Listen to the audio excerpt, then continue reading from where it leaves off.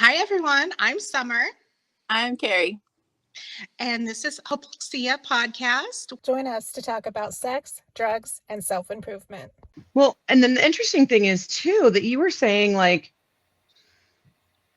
you know, they don't think anything can happen to them. There's also another demographic that there was a 13-year-old girl, I'm going to say this again, 13 years old, 13-year-old girl. And she got hooked up with more than one middle-aged man. And were the men engaging in behaviors that they should not have been engaging in? Yes, absolutely. Were they engaging in activities that are highly against the law and that they should not have been doing? Absolutely. That being said, they may not be the ones in control. One of these dudes, this young lady, was so, trying to use my description carefully and not make it, but this young girl was so over the top and so extra that one of these dudes turned himself in to the local authorities to get away from her. Oh, wow. Oh, yes. Wow. Yeah. And she sought out people who had, and I don't know if they actually had killed people, but, or were just, saying they had killed people. But she actually sought them out in order to be mentored by them. So so it's not that they think they're invincible and that they're in control. This is a career path for them. For many of them. I do believe that's true. And I think that's true for my daughter, because she has said that explicitly, that her plan is to basically scam and or marry a rich man. Yeah. and force him to take care of her. And I'm like, oh honey, if you think that's as easy as that is. Yeah, no kidding. Being a sugar baby ain't easy. They Well, want things from you. And one of the best things about, best and as in ironic best things about that situation in Australia is that the care team, once the young woman was put in a I think it was a series of motels or hotels or whatever, or it might have been a residential treatment place, but these people were literally dropping her off a block away from this dude's house. They were taking her there. They were providing her access to this child predator who was, presumably known to have child sex abuse materials. And even though they weren't in the same town, and I don't know how far away they were or anything like that, but their logic was, if we don't take her there and give her what she wants, the moment she gets away from us, she will bolt and hitchhike out there, and that won't be good for her. What? How is that your solution? We're just going to drop you off because you're going to go there anyway. So I had a lot of people tell me that. I had a lot of people tell me, just let her talk to these people, let her run away with them, let her, and I'm like, how is that the answer? Right. But that was the solution a lot of people came up with, was just let her do it, let her go. Were these people as her mom? Yes, they were. Right. And I was very worried about their kids when they told me that, because I'm like, as her mom, it's my job to protect her. Like, I understand she shouldn't be going online and looking for these people or whatever. Right. It's still my job to try to protect her from herself. Like, She do probably they think can't she's get these gonna kids like, all jobs with the FBI, huh? like, do they think she's just gonna like learn a lesson or something? Because like that's not what's gonna happen. Like, Well, I don't yeah, I don't know understand. what they Like, think. I have definitely heard of young people, but I would say probably more, girls. And again, 13 years old, telling the police that it's her body and she can do what she wants with it. Therefore, they cannot arrest her. They can't make her stop. I want to do it and you can't stop me because it's my body. And then, the police officer's just like, okay, bye. Right? Like there's not, I'm not saying we should throw her in jail. I'm certainly not pro, prostitution prisons or prostitution in prison. And I was trying to go with a triple P there and it just, anyway, but like, that's not, we shouldn't prosecute that, especially not in children. Right. But like, she can't be allowed to do that. Right. Like that's not, man. I mean, bodily autonomy, sure, but to a certain extent, right? Like Right, like that children doesn't can't mean consent. That's it. yeah. exactly. And it's interesting because if there are things that, and let me be clear for the audience, none of the particular issues that we have been discussing today are what I am talking about. But, in talking to my son, right, some of those things like that he thought at the time, like, oh God, my mom sucks. She's being so mean, right? Like as his brain developed, he would come to me and be like, oh, so yeah, okay, I get that. You absolutely did what you should have done. You should have locked me up. You should have done this thing. Because of my mindset at the time, that is where I should have been. You absolutely did the right thing by making sure that I was in the juvenile justice system. You absolutely did the right thing by putting me in a residential treatment facility because I was a danger to society. And I see that now. I didn't at the time, and now I do. And I regret all of it. Right. And that's not what we want for our children, right? We don't want them to grow up and regret the things they did when they were younger, when they did not have appropriate executive dysfunction, because that is something they will carry with them always. And I would say like so as they're, and again, I think we've talked about this, Summer and Carrie and I on the podcast before, but, the emotions that come when that finally happens, right? And having to sit with, oh my gosh, I did these horrible things, the sort of aging out process, which again, I said, I don't like that because I think much like, autism, it is because much like autism, this is a neurodevelopmental disorder. I don't think it is possible for someone to ever stop having it.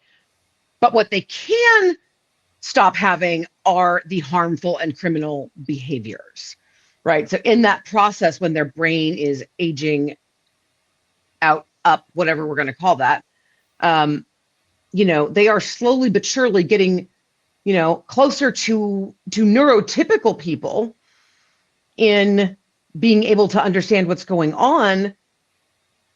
And imagine if all three of you guys and anyone listening, right? Anyone listening who has emotions, who has appropriate or possibly, heightened emotions, imagine how it would feel to you if you had done the horrible things that your child did to you, or if you got the weight of a person with psychopathy, a habitual, you know, who habitually harmed people. Imagine that you suddenly, out of nowhere, get the knowledge that you have done that, and you're inconsolable because holy crap, what did I do? You know what I mean? And that is I would spare our children that pain. Right. I think you're pretty fortunate that your son's brain developed enough to realize that you did the right thing, and that he regrets those things. But I don't think that's the case for every, psychopath. I mean, I think some of them really, it depends on how bad their psychopathy is, and how their brain develops. they are. Yeah. So you're saying that not everybody with psychopathy is going to be able to get that far. Is that right? Right. Yeah. Oh, agreed. Absolutely agreed. I mean, it depends on, I mean, ask any question in the realm of psychopathy, and you can be assured the first 3 words of the answer will be, well, it depends. And then, so yeah, I mean, and it's a good thing to consider, right? That not everybody has the exact same constellation, right? And it depends on so many things. Well, exactly. It's like, I mean, when you have a kid with any kind of learning disability or any kind of brain disorder, there's always, you keep getting the services as long as you can, because you don't know what the outcome's going to be in the end. You don't know if this kid's going to be able to go to college, or if this kid's not going to be able to college, but you strive for you have an ideal and a certain sense of normalcy where you want them to end up, and you just keep on fighting until the fat lady sings. And sometimes you can do all the right things and it still won't work, and sometimes you can do all the right things and it does work. I mean, it's a gamble, but you really owe it to your child to do everything you possibly can. And if it gets to the point it didn't work, at least you can die knowing I did everything humanly possible. You know? I mean, and I can't tell you how many times over the years parents have been told that, right? You have done everything that could have been expected, that could reasonably have been expected of a parent, and then some. Right? Like, you did everything you should have done and made up new stuff to try. When that didn't work, you have done more than any parent could be expected to do or should be expected to do. And sometimes, and so this is one of the things I say over and over and over again in the group, is sometimes your best isn't good enough, right? Sometimes you can do everything right and it still doesn't work out. And that's not a slight on the parent. That's just the way the cookie crumbled. It's still hard to accept emotionally. I know. Not gonna lie, it is. I know. I mean, and it's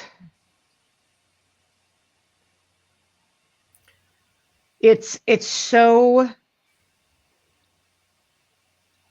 guilt making, right? When you fail, even if you were given an impossible task, there is still the impetus to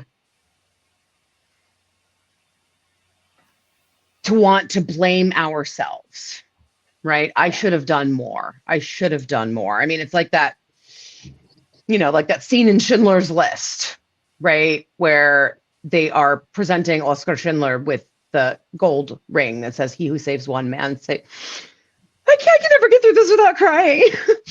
But that the quote was, "He who saves one man saves the world," or it might've been "one person saves the world." And he starts breaking down, and he takes the pin off of his clothing, and he's like, "This pin, I should have sold it. I could have saved one more person.